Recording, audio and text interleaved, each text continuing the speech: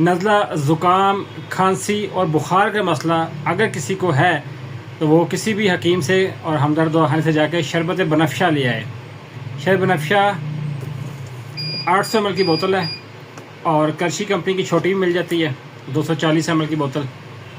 इसको गर्म पानी के साथ इस्तेमाल करें।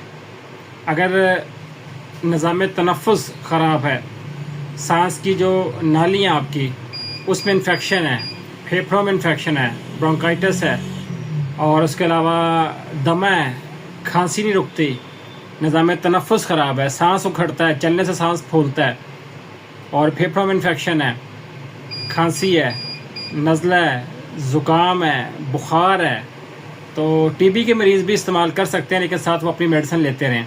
ठीक है, तो वो शरबत बनफ्शा ज़रूर ट्राई करें। शुगर पेशेंट जो सा है वो इसको इस्तेमाल ना करें, मीठा होता है। बाकी कोई भी इसको यूज़ कर सकता है, जिस हिसाब से जितनी एज है उस हिसाब से डोज़ है, जहाँ से लेंगे डोज़ आपको समझा देंगे।